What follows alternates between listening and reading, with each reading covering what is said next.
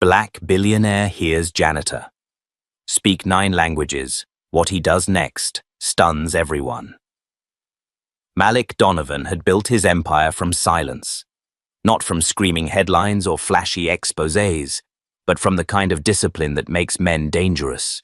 Quiet mornings, sharp eyes, and listening more than he spoke.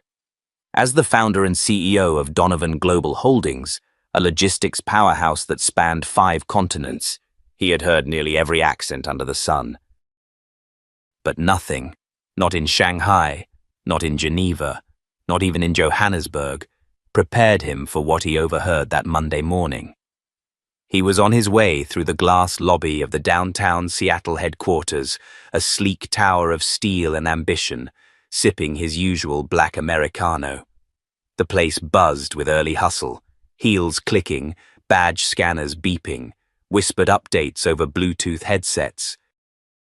And then, like an odd harmony slipping into a familiar song, he heard it. Ze shi wumen de ju lu, ruguo nin shuyao bangju, wo kei dai nin ku sun shitai. Mandarin. But not the robotic textbook kind executives fumbled through during international calls. This was crisp, fluid, native-sounding. Malik slowed, scanning the space. Near the digital directory, an older Chinese man clutched a visitor badge and looked both confused and grateful. Standing beside him, pointing calmly toward the elevators, was a woman in a forest green janitorial uniform. Mid-30s, black, hair in short braids tied back in a bandana. Her posture was relaxed, her voice soft, but full of certainty. It took Malik a full second to realize what he was looking at. The janitor was giving directions, in flawless Mandarin. He blinked, stunned. She gave the man a reassuring nod, and as he walked off, turned to another waiting visitor. A man with a clipboard and a vendor shirt. She didn't pause. ¿Está buscando la sala de conferencias? Siga recto y doble a la izquierda. El ascensor B lo lleva directo. Spanish. Malik's heart knocked once. She was doing it again. Then she spun to a third guest, this time a woman holding French-labeled boxes, and said, La salle d'expédition est de l'autre côté. Prenez l'ascenseur à droite. Je vous y accompagnerai si vous voulez. French. His brain stuttered. Mandarin. Spanish. French. From a janitor who, as far as he knew, had no business being multilingual. She hadn't noticed him yet. She was too focused, too in flow. There was no grandstanding, no theatrics, just natural, competent fluidity, like language itself bent to her. Malik stepped forward, speaking carefully. Excuse me, that was French, right? She turned, surprised but not startled. Her eyes were deep brown, measured. Yes, sir, and Spanish. And Mandarin. You speak them fluently? Yes, sir. He squinted slightly. Anything else? Portuguese, Arabic, Swahili, Russian, and I read Latin. But I don't count that, int. 9 languages. There was no boast in her voice, no hint of showmanship, just fact. What's your name? Raina Cole. He extended a hand. Mr. Donovan. I'm the CEO. She hesitated only a breath before taking it. Nice to meet you, sir. I think you and I need to talk. Do you have a moment? Raina glanced at her mop, then back to him. Yes, sir. They stepped into the elevator together. The chrome doors shut with a soft hiss. Malik glanced sideways. How long have you worked here? Almost 6 years. I've never seen you before. I work nights. Most folks don't see us. He paused. Have you always been this multilingual? She gave a half smile. Yeah. Language kind of stuck with me. It's the one thing I could keep no matter where life took me. He nodded. Where did life take you? Raina exhaled. Cleveland. Then Atlanta. Now here. I had a scholarship for linguistics at Spelman. Made it halfway through before life shifted. My mom got sick. Then came bills. Then came my daughter. Priorities changed. They arrived at the top floor. The executive suite. The floor smelled like wood polish, glass, and quiet power. As she stepped out behind him, the receptionist's brows lifted. Malik didn't offer an explanation. He simply opened his door. Come in. The office overlooked Puget Sound. Everything inside was sleek. Dark wood, leather chairs, a silent espresso machine. He gestured toward a seat. She sat, straight-backed, but calm, not intimidated, just aware. He lowered himself across from her. You know, he began, I've flown in translators from 5 countries, paid consultants to help bridge cultural gaps. We've invested millions into international onboarding programs, and yet, he tilted his head. You're the most impressive linguist I've encountered in 3 years. And I almost walked past you. She said nothing. You don't want pity, he continued. I can tell. But I'm not offering pity. I'm asking a real question. Why are you here mopping floors? Raina folded her hands in her lap. Because I needed stable hours. My daughter needed rides home from school, and after 5 failed job apps where I didn't have the paperwork they wanted, I stopped trying. But you didn't stop learning. I can't. It's how I breathe. He watched her, really watched her. You know this is going to shake people. She shrugged. They'll recover. He laughed softly. I like you. Silence stretched between them. Then Malik leaned forward. I want you in a meeting this afternoon. Last-minute reschedule. Our Korean partners are flying in early and the translator bailed. I want to see you do this in the room. Raina's eyebrows lifted. You're serious? As a heart attack. She looked at him for a long second, then nodded. I'll need 15 minutes to clean up. Take 20. He stood. She followed. Before she walked out the door, she paused. Mr. Donovan? Yes? I don't do miracles. He smiled. Good. I don't need miracles. I need someone who knows how to speak. She disappeared down the hall, and Malik knew, with a certainty that made the back of his neck tingle, this wasn't going to be just a meeting. This was the start of something that would shake the building to its bones. The room fell quiet the moment Raina Cole stepped in. Conference room 16A was a polished glass fishbowl nested on the 20th floor, with views that stretched across the Seattle skyline and cast a hard white light onto the boardroom table.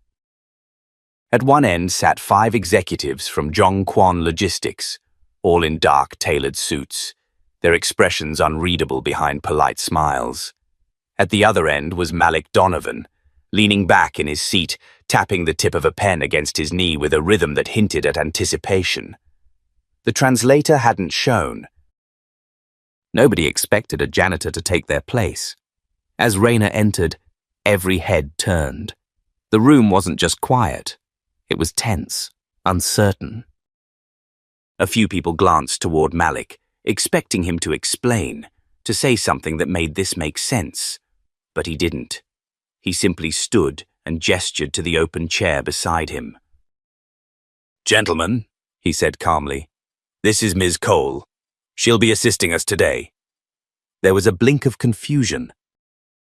Then, one of the Korean executives, Mr. Min, leaned forward and said something in a soft, formal Korean dialect.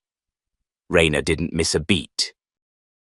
She answered, not just with fluency, but with tone. Respectful, balanced, professional. Her Korean wasn't stiff. It had warmth. Nuance. Cultural rhythm. The air changed. Mr. Min's face shifted into a slow, surprised smile.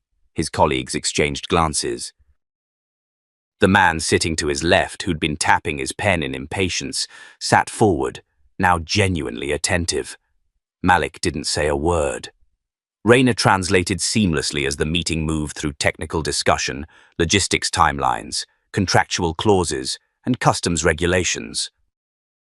When questions arose, she didn't just parrot responses, she contextualized them. When jokes slipped into the conversation, she delivered them back with timing. When one executive began listing potential shipment ports, she stopped him gently and corrected his pronunciation in English, then apologized in Korean with a light, self-deprecating laugh that had them chuckling in return. It was no longer a meeting, it was connection. And that's when the shift happened. 15 minutes in, Alan Crest, the company's chief strategy officer, cleared his throat loudly and leaned toward Malik. "Mr. Donovan," he said with forced diplomacy, "can we speak outside for a second?" Malik turned his head. "No, Alan. We're in the middle of something." Crest's nostrils flared, but he nodded tightly. The meeting resumed. After an hour, papers were signed, smiles exchanged, and the Korean team left satisfied. More than satisfied, actually. Mr. Min bowed deeply to Rayner before exiting. Not the perfunctory nod executives give. A full, respectful bow. As the room cleared, Alan didn't wait. He stormed over to Malik. "Do you have any idea how that looked?" Malik looked up slowly. "You mean impressive?" "She's a janitor, Malik." "HR hasn't vetted her. We don't have any background clearance." "Alan, you've been with me for 10 years. "Yes. And in those 10 years, how many people have walked into this company, sat through one of our global meetings, and walked out having made every person at that table feel heard and respected?" Alan hesitated. "Exactly," Malik said. "She embarrassed no one. She elevated everyone." Alan glanced toward the door, then lowered his voice. "People are going to talk." "They always do," Malik replied. "Now are we done here because I have an offer to write?" Alan's eyes widened. "You're kidding!" Malik's voice dropped an octave. "Does it look like I'm kidding?" Rayner was waiting just outside the conference room, her posture still, her hands folded in front of her. He walked over, slow and deliberate. "You good?" he asked. She nodded. "They were easier than I expected." He smiled. "They weren't. You made it look easy." There was a pause. Then he said, "Walk with me." They walked side by side down the corridor, passing curious stares and whispered reactions. People noticed. Some frowned, some looked away, a few smiled and stepped aside. At the end of the hallway, Malik opened the door to a side lounge, empty except for a long window seat overlooking Elliott Bay. He motioned for her to sit. She did. He remained standing. "I've been in business long enough to know when I'm looking at wasted potential," he said. "And I've seen enough systems to know they rarely reward the people who work the hardest." "You know how rare your skill is?" Rayner shrugged. "Rare doesn't always matter when rent's due." "That's exactly why it should." He paused. "I want to offer you a role. Not a promotion, a reinvention. I want you to be our international relations liaison. Direct access to executive strategy meetings, coordination with vendors, language assessment and oversight for cross-cultural staff. A real office, real authority. She stared at him. "Just like that?" "No," he said. "Not just like that. Because of what I saw in that room, what I heard in the lobby. And what I believe about who you are. You don't even know me. I know enough. And if I'm wrong, then I'll be the one who misjudged. But I don't think I am." Rayner leaned back, her breath tight in her chest. "What if I mess it up?" "Then you'll learn. But I don't think you will." Silence stretched. Finally, she said, "Can I think about it?" Malik smiled. "I'd be worried if you didn't." She stood, and for the first time since they met, she extended her hand first. "Thank you. I don't know what this is going to mean yet, but thank you." He took her hand, firm and steady. "You'll find out." Later that night, Raina sat on her worn couch, a cup of tea on the coffee table, her daughter asleep in the next room. She stared at the ceiling for a long time. Then she opened her old laptop and began searching phrases she'd never typed before. Professional business attire for women, how to write an executive bio, and finally, how to believe you belong when no one expected you to be. Because something had shifted, and tomorrow she wouldn't be holding a mop. She'd be holding her future. The first real test came on her third day. It started like most days on the executive floor. Quiet murmurs over cappuccinos, muted shoe clicks on polished floors, the rustle of paper from printouts no one would ever fully read. But under the calm surface, tension rippled. A delegation from their new Istanbul partner company had arrived 2 days early. Their interpreter had been delayed due to visa issues. Meetings had been scheduled without language support, and the company's director of international development, Greg Halverson, was already in damage control mode by the time he stalked past Raina's office. She was reviewing product specs in Portuguese when he appeared at her doorframe. "Do you speak Turkish?" he snapped, not even offering a greeting. Raina looked up calm. Conversationally, not fluently. Greg rubbed his temple. "Close enough. You're coming with me." "Excuse me? I need someone in the room, now." He didn't wait. Just turned and walked off. She hesitated. The authority wasn't his, but the need was real. She stood, grabbed a notepad, and followed. The conference room was already half full. 2 Turkish executives were seated, their posture stiff but polite. Greg launched into a clumsy welcome, punctuated by stammered phrases and jargon-heavy slides. Raina took a quiet breath, stepped beside him, and gently spoke in Turkish. "Merhaba, hoş geldiniz. Umarım yolculuğunuz iyi geçmiştir." The men blinked, then smiled faintly. One leaned forward and responded in his native tongue. Raina nodded, translated seamlessly. "Mr. Kara says they're honored to be here and look forward to aligning values with our team." The mood shifted. Shoulders dropped. Eyes met. Greg tried to jump back in, but Raina had already taken control, not aggressively, but by presence. She listened, translated, clarified points he missed. When she saw a miscommunication about shipping schedules, she paused the meeting and drew a simple diagram on the whiteboard to reset understanding. By the end of the hour, the Turkish team looked visibly at ease. Greg, meanwhile, was sweating through his shirt. After the guests left, he turned to her in the hallway, his voice tight. "You didn't tell me you could do that." "You didn't ask."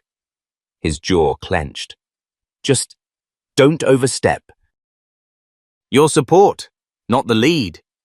Raina looked at him, calm but firm. "Then don't put me in the lead seat." He scoffed and walked off, muttering something about optics. Later that afternoon, Malik popped into her office without knocking. He had that unreadable look, one that usually meant he was either annoyed or impressed. "You handled Kara's team today?" She nodded. "They were struggling with the technical presentation. Greg needed help. You saved that deal." "I did my job." "You did more than that." Raina hesitated. Greg wasn't thrilled. Malik folded his arms. "Greg has had 7 years to build trust with our partners and still can't remember how to say thank you in anything but English." "Don't worry about Greg." She raised an eyebrow. "I'm not trying to burn bridges." "You're not, but you are shining light under them." Not everyone likes what they see. She let that sit for a moment, then asked, "Why keep someone like him in a role like that?" Malik gave a dry laugh. "Because sometimes legacy and loyalty get confused. He's been with the company since my father ran it. Removing him outright would rattle the wrong donors. But trust me, his seat is not permanent." Rayner nodded slowly, understanding more about the building's hierarchy than anyone had explained outright. "Can I make a request?" she asked. "Always. I want to lead the call with the Singapore group next week. No interpreter." "Just me." Malik tilted his head. "You fluent in Mandarin or Malay?" "Both." A beat passed. "Done." He turned to leave but stopped at the door. "You're making waves, Rayner." She looked back to her screen. "Waves only matter if they reach the shore." After he left, she sat for a long time, staring out the window. Then she picked up her phone and called her daughter. "You'd be proud," she said. "I already am," came the reply. That night, as Rayner left the building, she passed a group of junior staffers outside near the rideshare pickup. One of them, a young white guy in a Patagonia vest, turned to his friend and said just loud enough, "That's the janitor Malik brought upstairs, right? Heard she's fluent in unicorn tears or something." The others laughed. Rayner didn't flinch.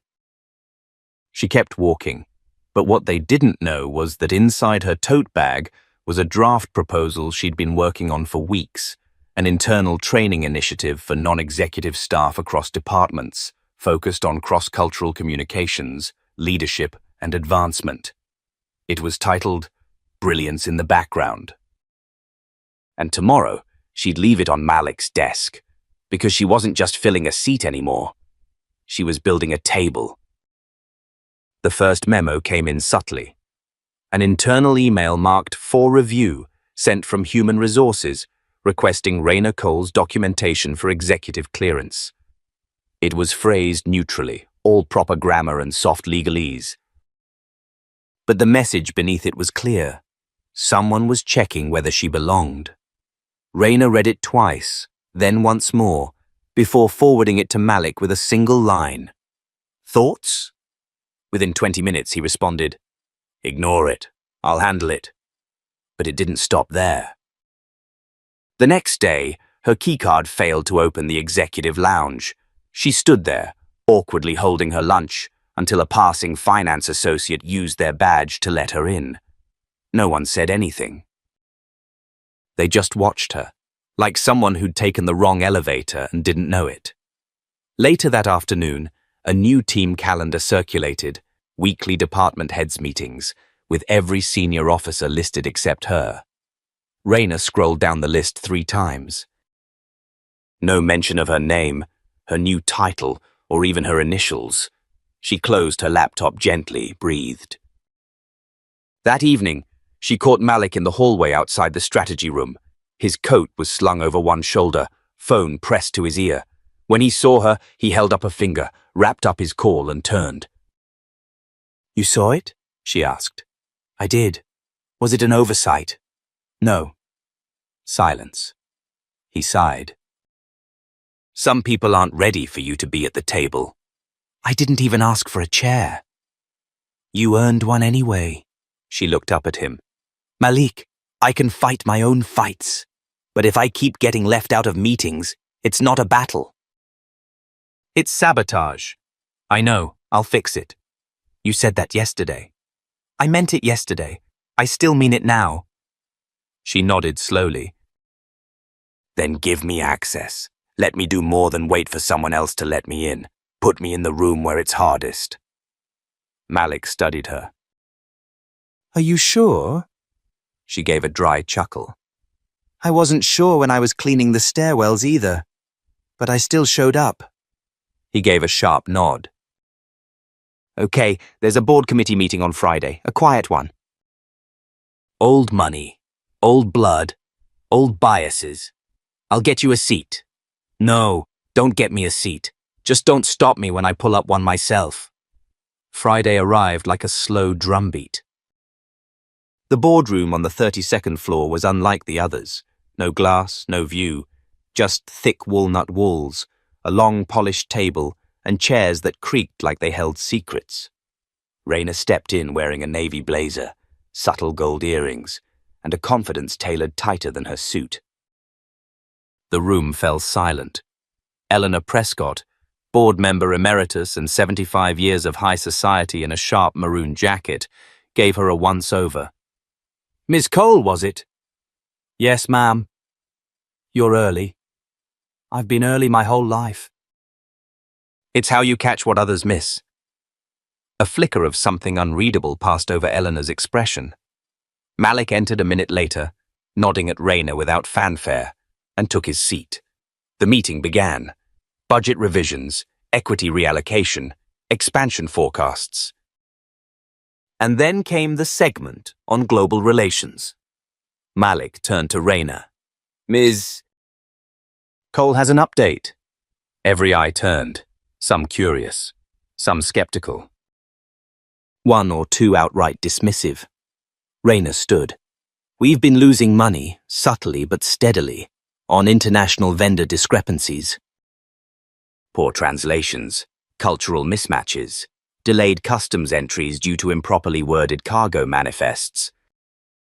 You don't notice it in quarterly profits, but they add up, and they undermine our credibility globally." She walked to the whiteboard, picked up a marker, wrote 3 phrases: communication, consistency, culture. This isn't about language, it's about trust. When a partner in Tokyo hears someone speak their dialect with precision, they don't just hear words. They hear respect, and trust makes contracts stick longer than any clause ever will. Someone cleared their throat. A board member named Ray Sanderson, tie askew, silver cufflinks flashing. "Impressive talk, Ms. Cole, but is there data behind this assertion?" Raina nodded. "Slide 6 in your packet." There was a brief shuffle of papers. Eyes dropped to the packet. Numbers spoke. Silence grew heavier. Malik watched it all like a man seeing a chess move unfold 3 turns ahead. When Raina sat, Eleanor Prescott leaned forward, fingers steepled. "You speak well, Ms. Cole." "I listen better." "You have passion, but passion doesn't run companies." "No, ma'am," Raina replied, her tone steady. "But blind tradition doesn't build futures either." The room shifted. Something cracked, quiet but unmistakable. After the meeting, as the board members filed out with murmured comments and unreadable glances, Eleanor lingered. She looked at Malik. "She's not like the others." Malik replied simply, "No." "She's better." That night, Raina walked home in the rain. No umbrella, just thoughts.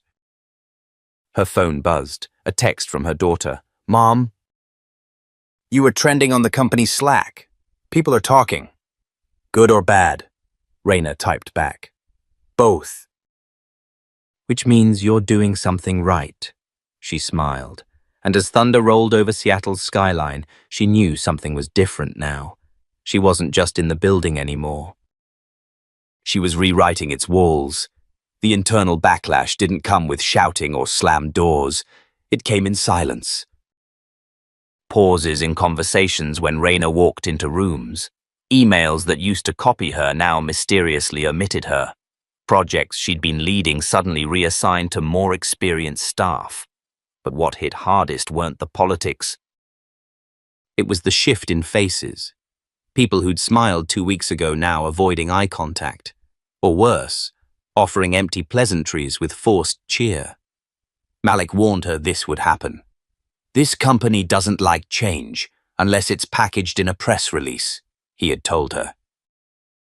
But knowing and feeling are 2 different beasts. On a grey Tuesday morning, Raina entered the elevator with 3 mid-level directors. No one spoke. One man, Steve from procurement, clutched his coffee tighter and stared straight ahead as if his silence could erase her presence. She didn't take it personally. She took it as proof. Later that afternoon, her keycard buzzed red at the research wing. Again.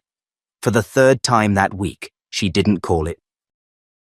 She didn't call Malik. She walked to facilities and got a new one herself. But by Thursday, it escalated. A notice arrived on her desk. A formal audit of her qualifications. Someone had filed an anonymous concern with HR questioning her credentials. No name, no signature, just enough ink to stain everything she'd built. Raina read the letter twice, her fingers curling at the edges. At lunch, she found Malik outside on the building's east terrace, drinking coffee with Victor Brayton, the company's global director. Brayton wore his usual smugness like a tailored scarf, tight and calculated. Raina waited until Victor left before stepping forward. "They're digging," she said. "I heard." "You gonna tell me to ignore this too?" Malik looked at her over his coffee. "No, this one's different." "How so?" "Because it's calculated, not petty. Someone's afraid you'll climb faster than they can control." She crossed her arms. "And you?" "I'm not afraid of your ascent, Raina. I'm banking on it." He sipped, then added, "I'll make calls." "No," she interrupted, voice hardening. "Don't. Let me handle it." He nodded slowly. "Then handle it." The next morning, Raina walked into the HR director's office, holding a slim folder. She placed it on the desk without sitting. "You received a complaint. This is my response." The woman behind the desk, grey suit, hair in a sharp bun, opened the file. Inside were printouts, her college transcripts, enrollment verification, letters from former supervisors, recommendation notes from professors. Proof. Not because she had to justify herself, but because she chose to take away every excuse they had to doubt her. The HR director flipped through it all, then looked up. "Ms. Cole, I'm sorry this reached your desk in the first place. This shouldn't have happened." "But it did," Raina replied evenly. "Yes." "And it reflects poorly on our vetting processes." "No," Raina said, her voice steady. "It reflects poorly on your people. Vetting is easy when you're looking for the right signs."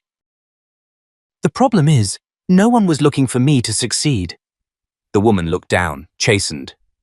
"We'll close the case today. You're fully cleared." "Good."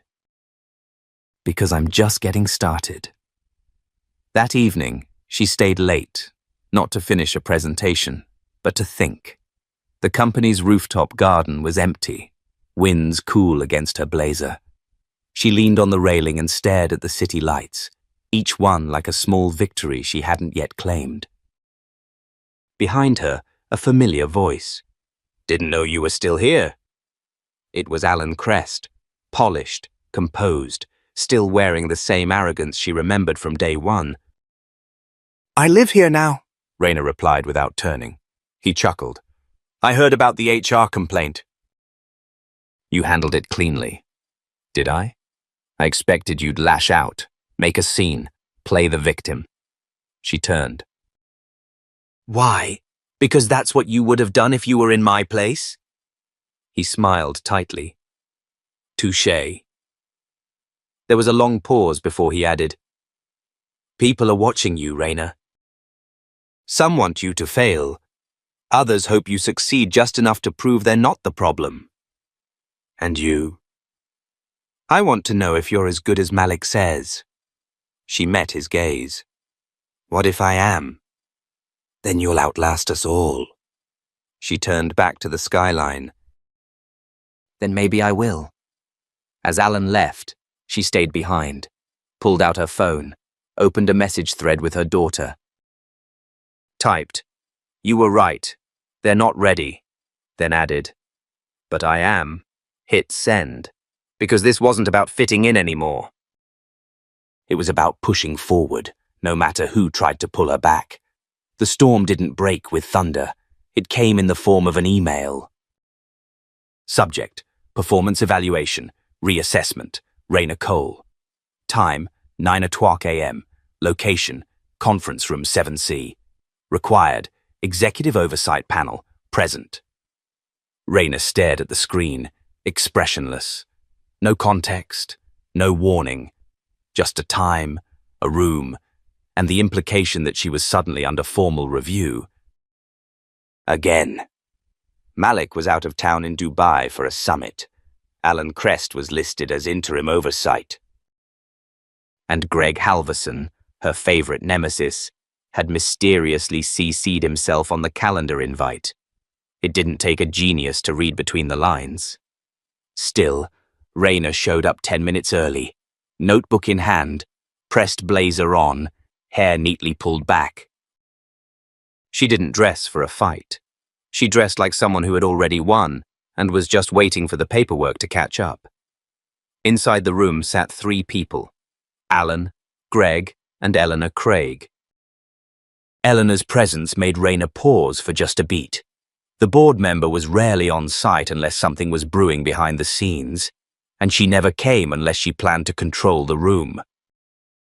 "Ms. Cole," Eleanor said without looking up from her papers. "Take a seat." Raina did.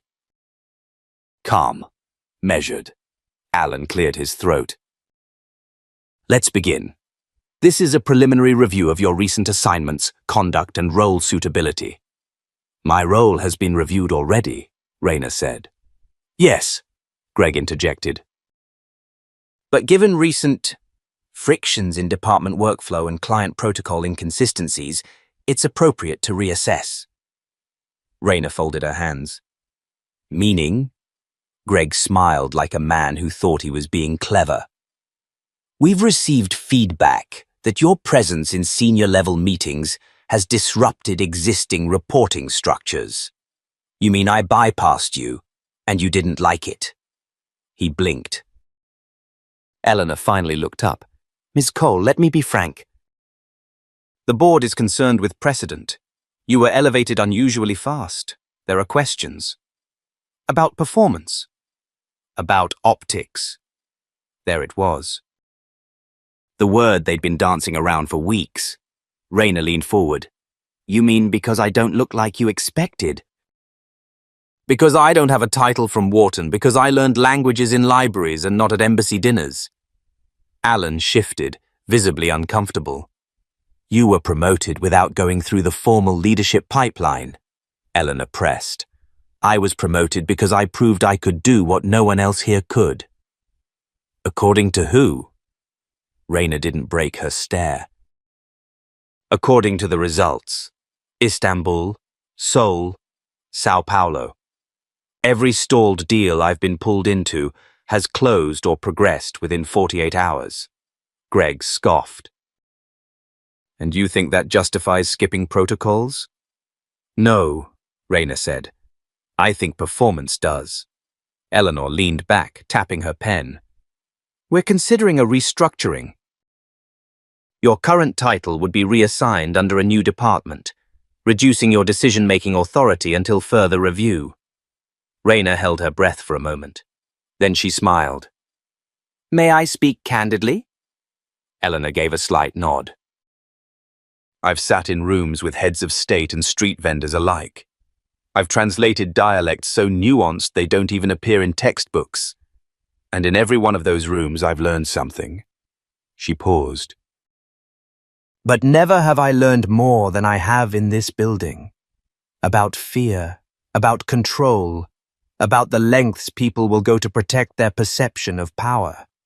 You brought me up because I was effective. Now you want to box me in because I'm visible." Greg crossed his arms. "Don't make this personal." "It's always been personal," Raina shot back. "For years I was invisible. You liked me better then." "But I'm not going back." Silence. Then the door opened. Malik Donovan walked in. The entire room shifted. "Sorry to interrupt," he said, stepping inside with a casual calm that masked fury. but I think this meeting just got an audience upgrade. Eleanor stood. Malik, this isn't protocol. He held up a hand. Spare me. I read the emails on the flight.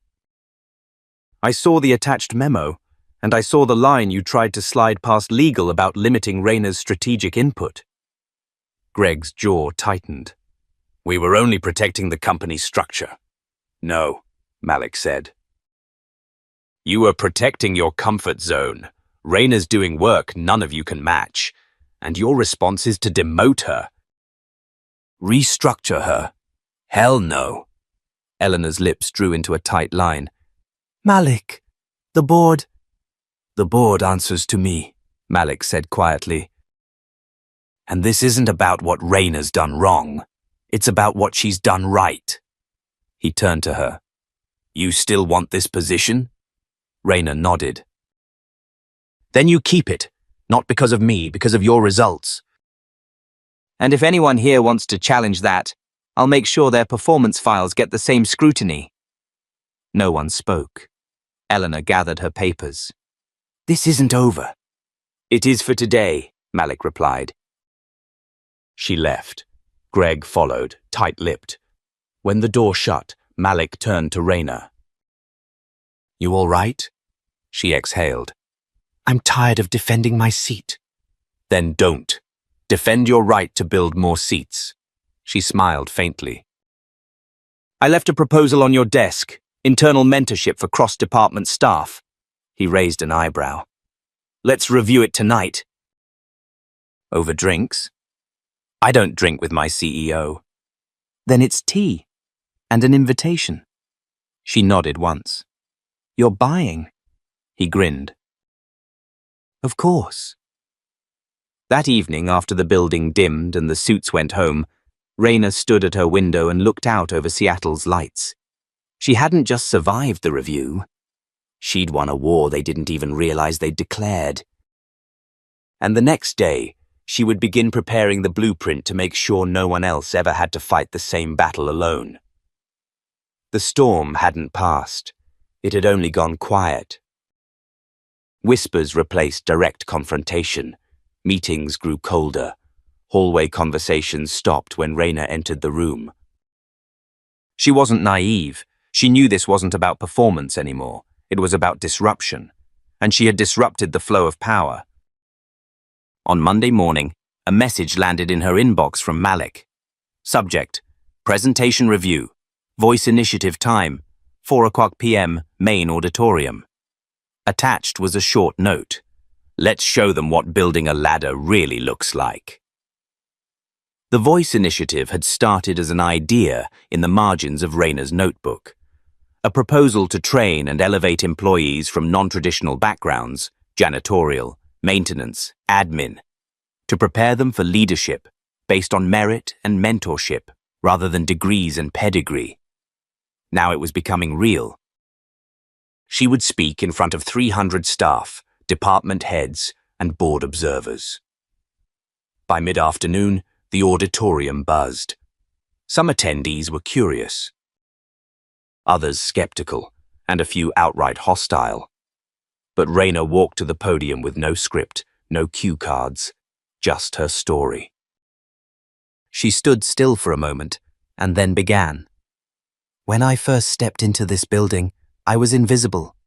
Not because I lacked value, but because I wore the wrong uniform. A ripple moved through the crowd. You passed me in elevators. You spoke over me in hallways. Some of you left your coffee cups in conference rooms, assuming someone like me would pick them up. Some people looked away. I didn't get bitter. I got better. I read. I listened. I taught myself 9 languages, not because I wanted to impress anyone, but because I wanted to understand everyone. A pause. And then one day someone listened back. She turned her head slightly toward where Malik sat near the front. I wasn't given this position. I earned it. And I want to make sure no one who deserves a chance has to wait for lightning to strike. She explained the Voice Initiative in detail. How it would include language access programs, executive mentorships, internal fellowships for promising blue-collar employees, how the company could grow stronger from within if it stopped treating potential like it had a dress code. The silence that followed was thick. Then, from the back, a janitor named Miguel stood and clapped once, then again. Someone near the middle joined. Within seconds, the room stood, applauding not just her words, but what they represented. But not everyone clapped. After the crowd thinned, Alan Crest approached her by the stage, his mouth tight, his tone colder than the air conditioning. "You're building a cult of personality," he said. "I'm building a culture of value," Raina replied. "You're eroding hierarchy." "I'm replacing it with equity." He stepped closer. "This company isn't a charity, Raina. It's not your personal revolution." She leaned in, voice low. "You're right." "It's not a revolution. It's a reckoning." He walked off, fuming. Later that evening, Malik met her on the rooftop terrace, Seattle's skyline burning orange under the setting sun. "I heard what Alan said," he murmured. "Want me to handle it?" Raina shook her head. "Let him spiral." "I'm not here to silence people. I'm here to make them think." Malik handed her a glass of tea. "The board called me." "They're conflicted." "Because I'm effective. Because you're undeniable." He sipped, then added, "One of them asked me if I really thought someone like you could lead a global department." "What did you say?" "I said, she already is." Raina smiled quietly, then looked out at the city. "You ever think it would come to this?" she asked.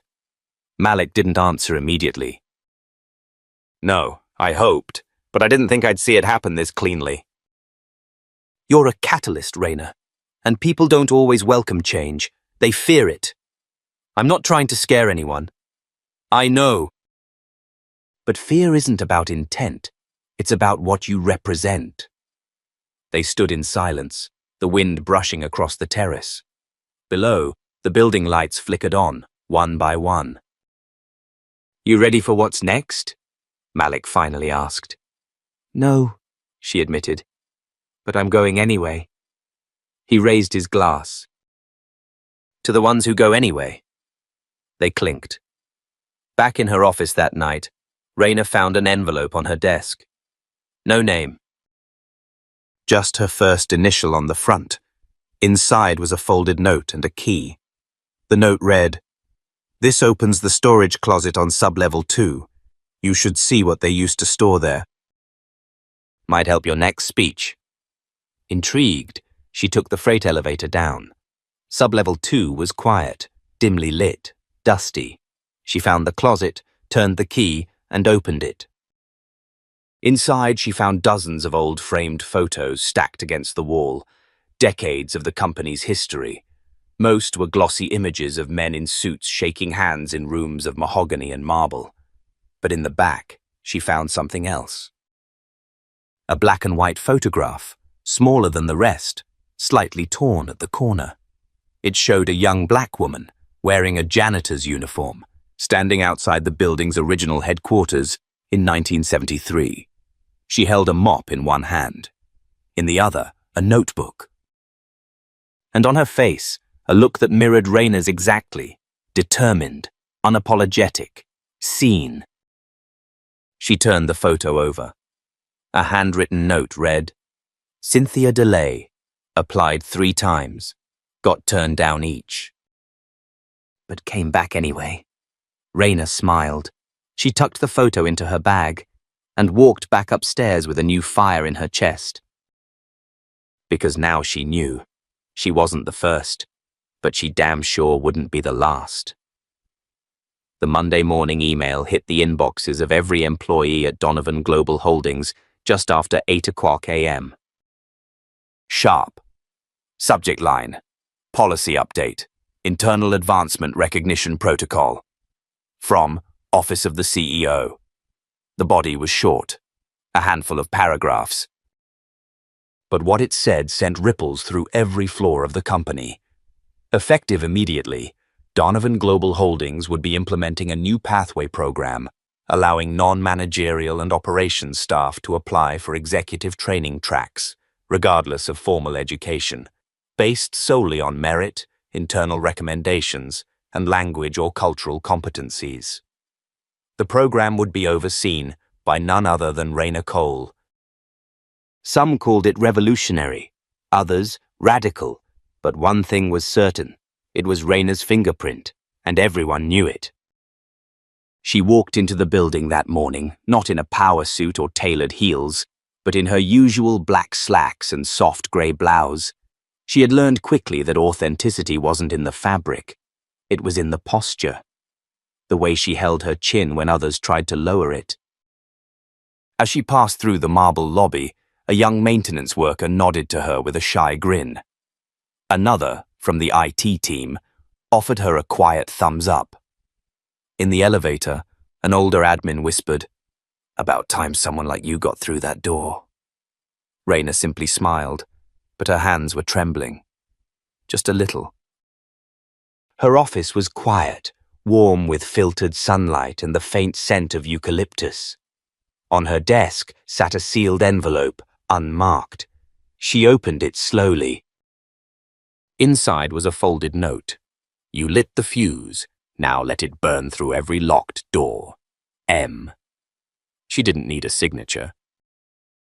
Across town, in a boardroom lined with oil portraits and 100-year-old traditions, the senior board of Donovan Global was gathering. Some came in support of the change. Some came with concern. Eleanor Pierce, the oldest sitting board member, tapped her pen with purpose as she addressed Malik Donovan directly. "Let me be clear, Malik. We're not voting against the woman. We're voting against precedent, against what this might say to other companies, to investors. What happens if this initiative leads to more unvetted promotions?" "We lose credibility." Malik leaned forward slowly, his elbows resting on the gleaming oak table. "Respectfully, Eleanor. We already lost credibility the moment we decided talent had to wear a tie to be believed." She stiffened. "You're using emotion over strategy." "No," Malik replied. "I'm using reality. You think our competitors aren't already poaching multilingual, multidisciplinary talent from the corners we've ignored? We're not being progressive. We're catching up." Another board member, a younger man named Seth, spoke up. "Maybe it's not about precedent," he said. "Maybe it's about perspective. The person who can speak to 9 different clients in 9 different languages without a script might be exactly the future we need." That's when the vote came. 7-2. Motion passed. Back at headquarters, Raina was in a planning meeting when the news came through. Malik texted her one word. "Done." She exhaled, leaned back in her chair, and for the first time in weeks, allowed herself to feel the weight of it. Not relief. Not triumph. Vindication. A soft knock at her door broke her thoughts. It was Miguel, the night janitor, who had clapped first at her speech. He held a small box wrapped in brown paper. "This came to the front desk. Said it was for you." She opened it. Inside was a single object, an old brass nameplate, scuffed and tarnished, but still legible. Cynthia DeLay, Cultural Liaison, unofficial, and taped to the back. "Now it's official." Raina swallowed hard, blinking back the sting in her eyes. Later that afternoon, the Voice Initiative hosted its first open seminar in the Atwater Room. Over 60 staff from across the company attended, from shipping clerks to cafeteria workers to mid-level tech support. Raina stood at the front, no notes, just her voice. She told them the story. Not the polished version, but the real one, about pushing mops while memorizing syntax structures. About watching promotions pass while knowing she could translate contracts better than the ones who signed them. About being ignored, until she wasn't. Then she said this: "Talent doesn't wait for permission." It doesn't hide in resumes or Ivy League badges. It walks beside you, fills your coffee. Wipes your conference tables. You've been looking past it. I'm asking you now, look again. Applause didn't explode. It rolled, like a tide building. A week later, CNN Business ran a feature, From Janitor to Executive, How One Woman's Languages Rewrote a Company's Playbook. Within days, other companies reached out to ask about adopting the Voice initiative, and on the following Monday morning, a woman walked into Rayna's office in maintenance coveralls, nervous, clutching a small notebook. I heard you speak Arabic last month, she said. I speak Pashto, Farsi, and Urdu. I'd like to help, if you think there's room. Rayna smiled, gestured to the seat across from her. There's always room. Outside, the building buzzed as it always had. But inside, everything had changed. Because when one door opens, the light doesn't just spill out. It pulls others in. And for the first time, Donovan Global wasn't just speaking to the world, it was listening. If you believe in stories like Rayna's, in voices that rise from the quiet corners and rewrite the rules, then follow our channel. Share the story. Be part of the ripple. Because brilliance never needed permission, it only needed a chance.